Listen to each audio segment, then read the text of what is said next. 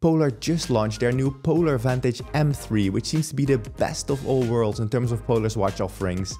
This $400 Vantage M3 shares the same software platform and the same sensor set as the high-end $600 Vantage V3 and the $750 Grid X2 Pro. This means the Vantage M3 basically offers all the same features as these more expensive models, but at a better price.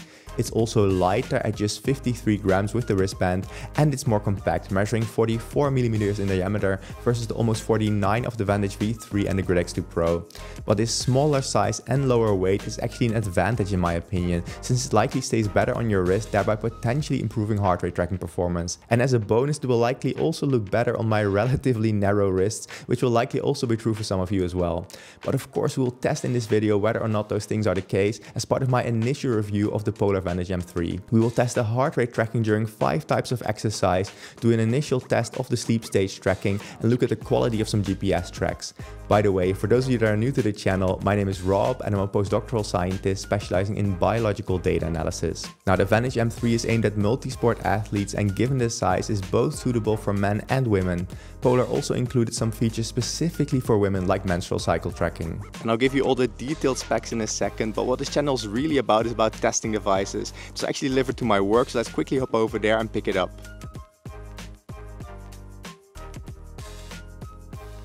That was actually quite a nice bike ride, but let's quickly unbox the Vantage M3 and start testing it to see how well it performs. Excuse the mess, but let's see what we have in here. There we have it, the Polar Vantage M3. Let's see what it looks like on the inside.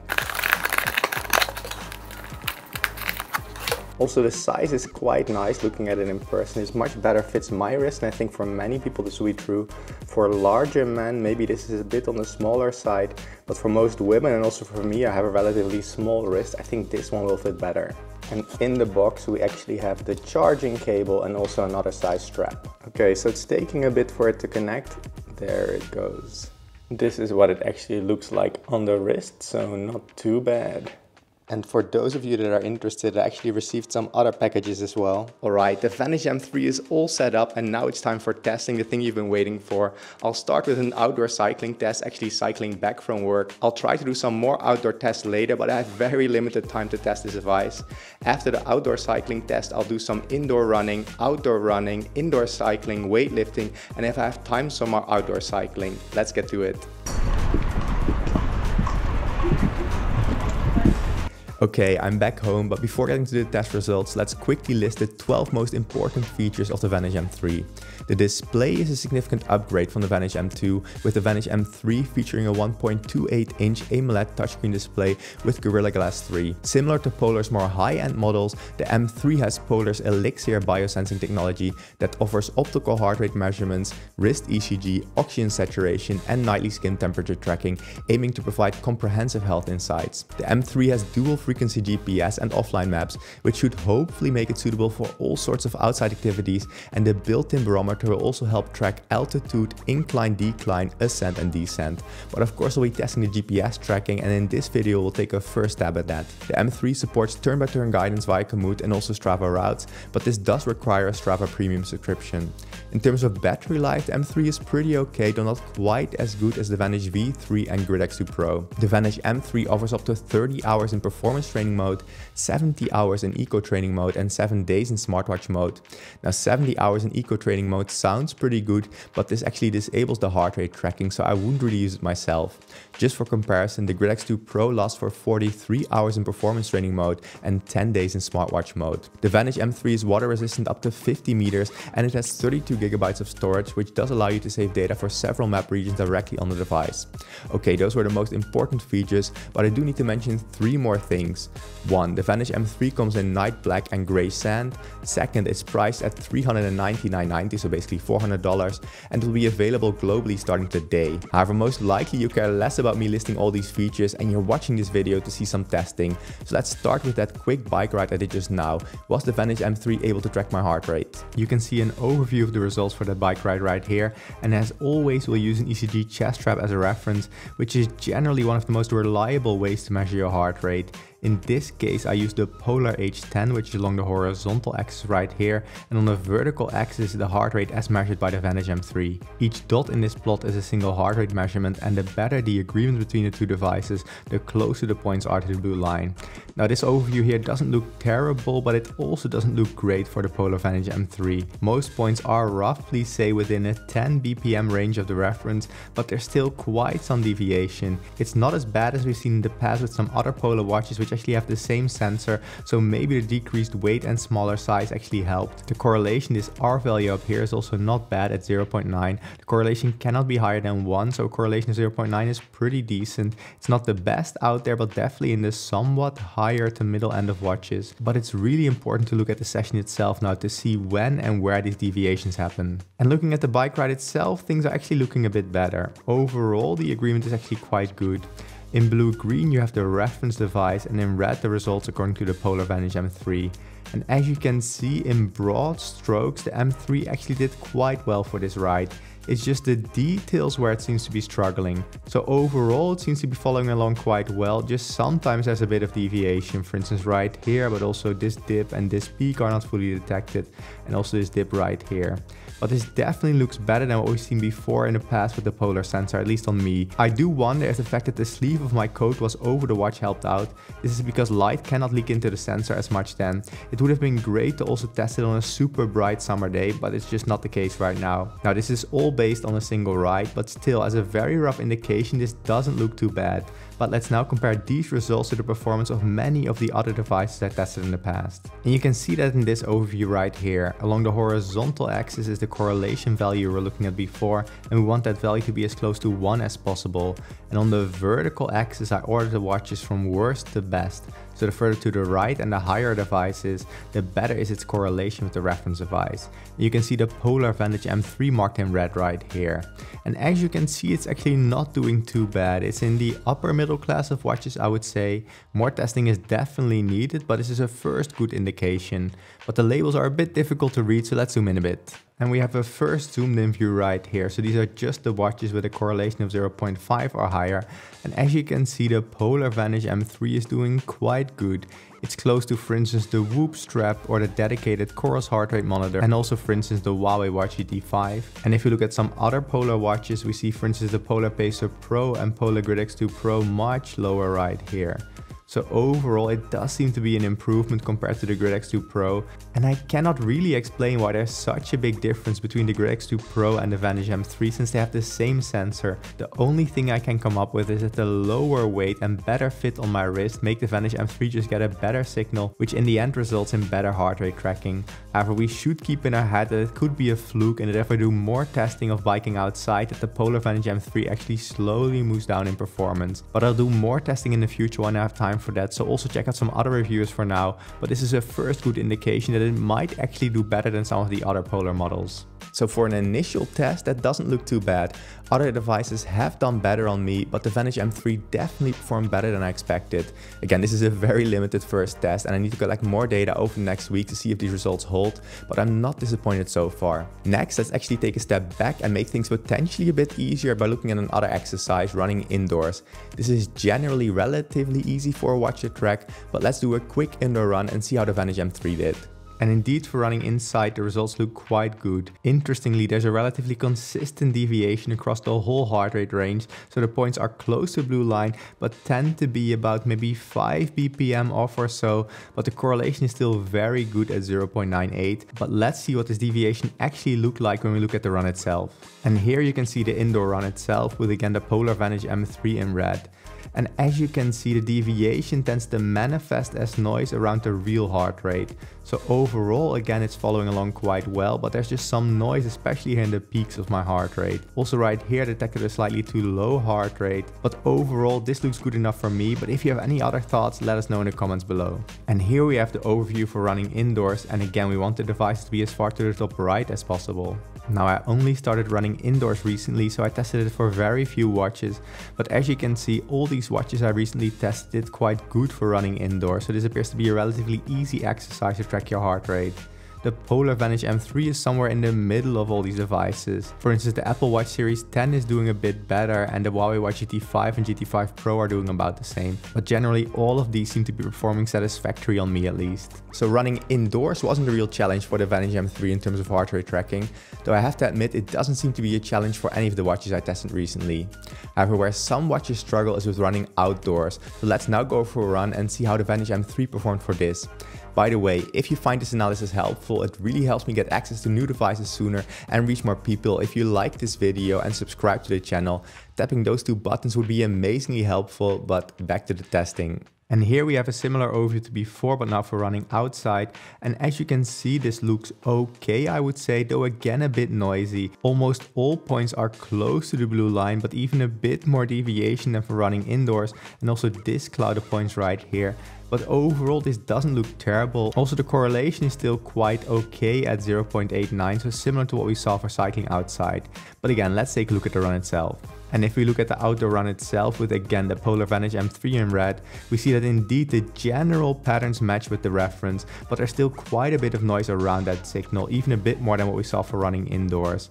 So overall the patterns actually match quite okay, but for instance right here and also right here and here do we see quite a bit of noise in the signal. But let's now see how this compares to the competition. Well, as you can see, the Vantage M3 is somewhere in the middle of the pack when it comes to running outside.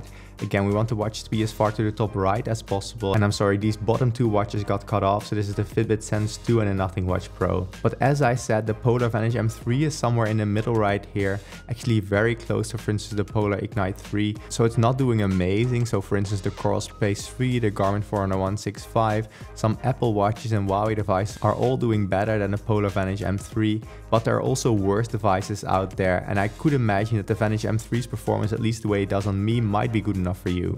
Okay, so far the performance of the Vantage M3 in terms of heart rate tracking has been pretty consistent. It follows the general patterns, but there's quite some noise in the signal. But what about cycling indoors? Will it do better for this than for cycling outside? Let's do an interval session and take a look. So that was actually a quite exhausting session, and here we have an overview of the results. The correlation is similar to what we saw for cycling outside at 0.9, though the deviations here look a bit different.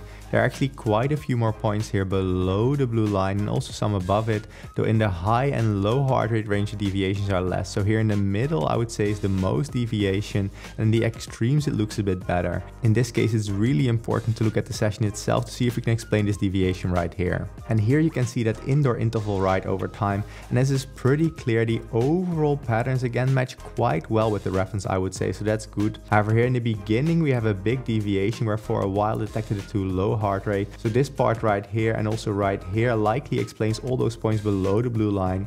But otherwise it actually doesn't look that bad. There is again some noise, especially here in the higher parts of the signal, but generally it does follow along quite well. So I suspect that this might be acceptable behavior for many of you. So just think for yourself what kind of noise levels would actually influence whether or not the M3 is good enough for your needs. We can put these results into perspective by comparing the correlation of the Vantage M3 to many other devices out there. And you can see that in this overview right here, where the Polar Vantage M3, similar to for running outside, is somewhere in the middle of all devices. It's not terrible, but also not great. But there are definitely many other watches out there that do a lot better. But let's zoom in a bit so we can read those labels better. And we can see that zoomed in view right here. So these are all devices with a correlation of 0.8 or higher. And as you can see, the M3 is doing okay-ish, and it's actually not that far in this case from the Polar Grid X2 Pro and Vantage V3, which makes sense since there's also less bumpiness during this kind of exercise. But we can definitely see that there are some better devices out there. In general, the best devices out there are, for instance, the Pixel Watch 3, different Apple Watches, and also some Huawei devices. Still, based on what we just saw, the performance of the Polar Vantage M3 might just be good enough for your purposes. So the story seems to continue along the same line so far. The general performance of the Vantage M3 in terms of heart rate tracking isn't bad at all, and it's mostly the details where it's showing issue. However, to close things off in terms of heart rate tracking, let's take a look at what is the hardest exercise for many smartwatches to track: weightlifting. When weightlifting, there's so much tension on my arms that most watches just cannot pick up any signal. So let's do some quick chest and triceps exercises and see how the Vantage M3 did. I'm actually quite happy how I did for that weightlifting session, but I'm not so happy how the Vantage M3 performed. You can see in this overview right here that especially in the higher heart rate range, almost all points are below the blue line, and this is typically an indication that basically none of the peaks in my heart rate were detected. You can also see that the correlation is quite low at 0.28. That's just because of this big cloud of points right here. So the best fitting line would almost be a horizontal line in this case. So really not that good, but the session itself should show us the details. And indeed, if we look at the weightlifting session itself, we can basically see that none of the peaks as detected by the reference device are detected by the Polar Vantage M3. So that tension on my arm apparently makes it very hard for it to detect my heart rate. And in many cases, for instance right here, but also here, it actually detected a decrease in heart rate where it should have detected an increase in heart rate. So for weightlifting, the Polar Vantage M3 doesn't appear to be that suitable. And here we have a similar overview to before, but now for weightlifting.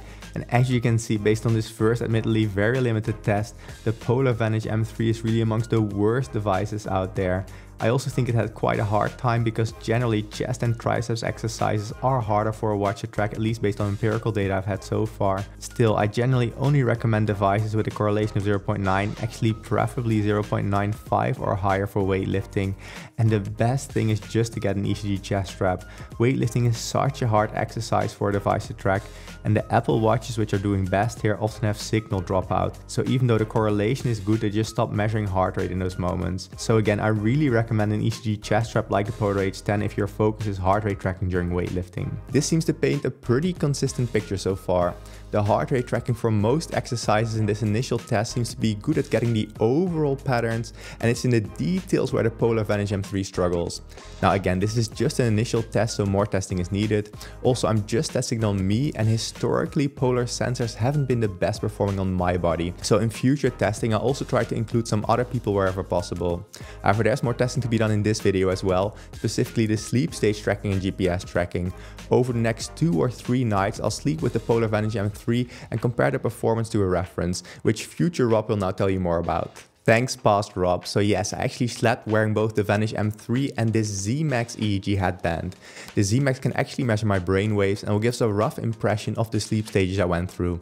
It also isn't perfect, but good enough in my opinion to provide an indication of the quality of the M3 sleep stage tracking performance. I do have to make one major comment here, and that since I was past Rob of 2 days ago, I've unfortunately gone through a breakup and I'm now future single Rob, which is honestly really hard, and it didn't do wonders for my sleep quality. So really not easy, and it also means I had relatively atypical and bad sleep patterns over these last 2 days, which does mean it might have been slightly harder than normal for the M3 to track my sleep stages. However, this is actually in some ways an interesting test case as well, since we would still hope it would be able to track my sleep stages. So let's take a look. And here you can see an overview of the sleep test results. Now just be aware, this is just for 2 nights. Now on top are the sleep stages as recorded by the Z-Max EEG device, and on the left are the sleep stages as recorded by the Polar Vantage M3. Now each column here sums to 100%, meaning that we can see what percentage of each of the sleep stages according to the Z-Max was predicted as each sleep stage by the Vantage M3. And if they perfectly agree, all values on the diagonal should be 100%. Now first of all, we see that about 35% of what was deep sleep according to the Z-Max was also predicted as deep sleep by the Vantage M3, so that doesn't look that great. Actually, more of it was predicted as light sleep instead at about 50%. Light sleep agreement on the other hand is a bit better at about 64% agreement, meaning that 64% of what the Z-Max said was light sleep was also light sleep according to the M3, and most disagreement in this case was with both deep sleep and REM sleep. Now REM sleep agreement is roughly what I expected at about 48%, and about the same amount was predicted as light sleep instead, but we actually see that many devices out there struggle most with REM sleep. Now I don't want to focus on awake time detection because the Z-Max tends to detect many more awake moments, very short ones that generally aren't that relevant, and many devices filter these out, but just for completeness, about 40% of what the Z-Max said was awake time was also detected as awake time by the M3. But looking at the individual 2 nights will actually help us understand that even better. And here we have the first night I wanted to share with you. On top we have the sleep stages according to the Z-Max EEG headband, with along the horizontal axis the clock time and my sleep stages on the vertical axis. And on the bottom we have a similar plot, but now for the Polar Vantage M3. And in purple right here I highlighted the deep sleep as recorded by the EEG device. And as you can see, most deep sleep was right here in the beginning of the night, and some of this was detected by the M3, but actually a lot of it wasn't detected. I had some shorter deep sleep segments potentially later in the night, and these were also mostly not detected by the M3, maybe a sliver right here. The M3 actually detected quite a bit of extra deep sleep right here, so that doesn't look amazing. And if we look at REM sleep for this night, we see marginal agreement, I would say. Some of the REM sleep segments here in red match quite well, so this one right here and this one right here. Also the last one isn't bad, but the M3 detected some extra REM sleep right here, and this segment right here was shifted, so this doesn't look that amazing. As I said, I don't want to focus on awake time, which is marked in green right here according to the ZMax, because the ZMax tends to detect a lot of these short awake moments, though I probably did have more awake moments than normal because of the breakup I'm going through, especially here near the end of the night.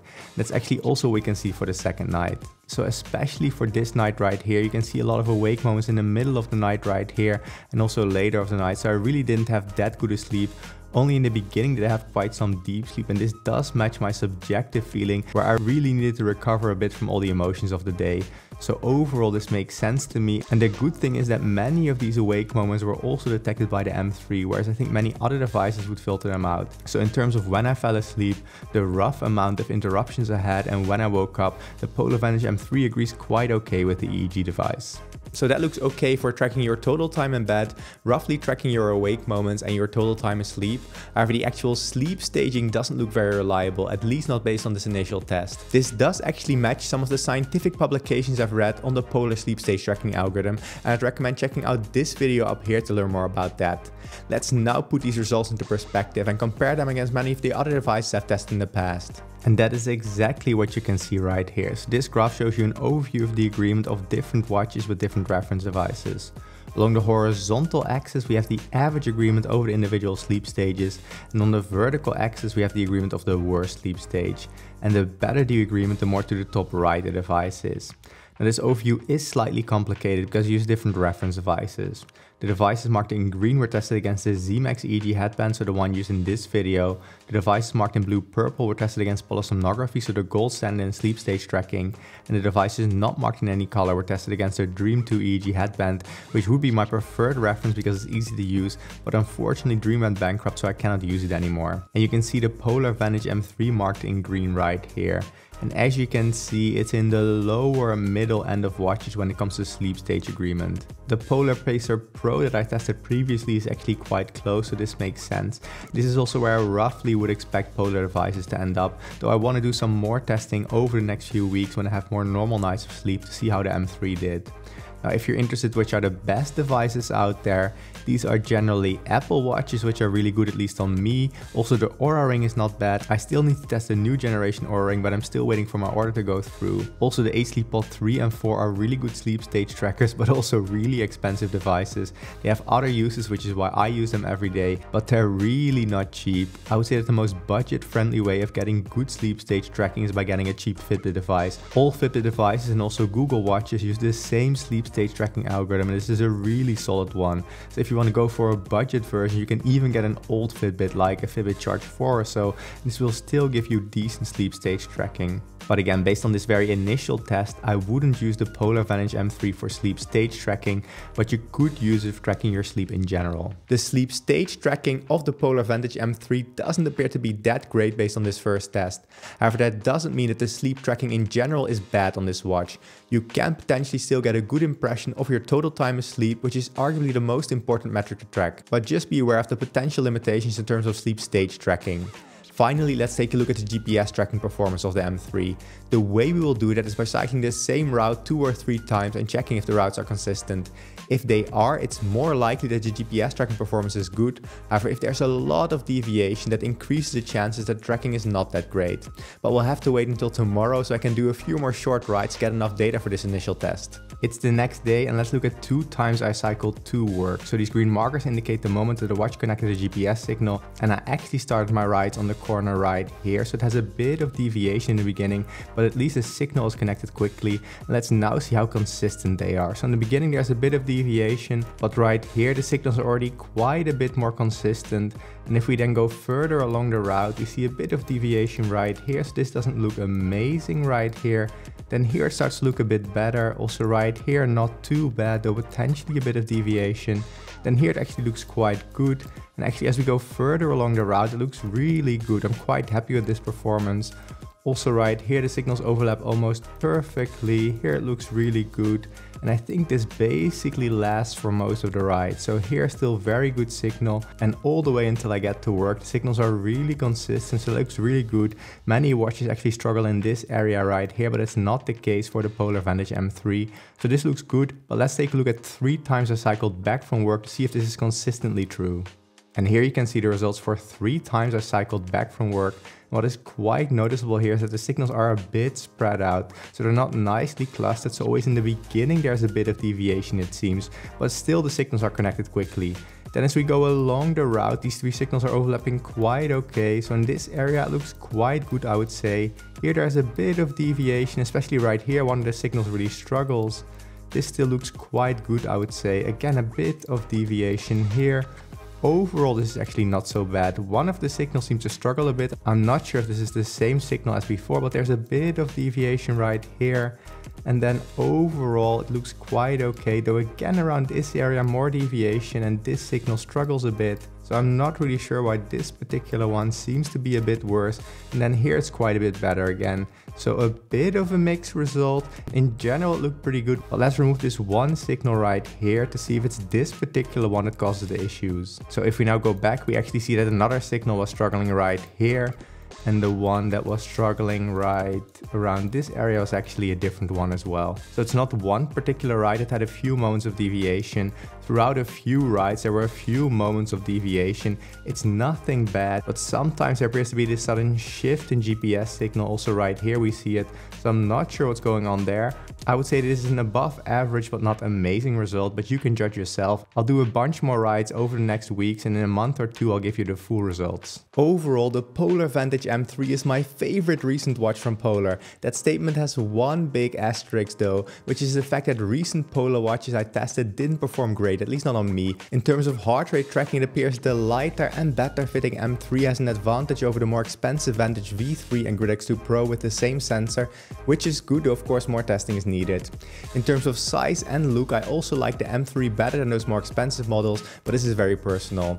The sleep stage tracking still isn't great on this watch from Polar. In terms of GPS tracking, it's pretty good, though we saw this one type of artifact where the GPS signals seem to jump around sometimes, but more testing will have to show if this is a consistent problem, and also check out some other reviewers.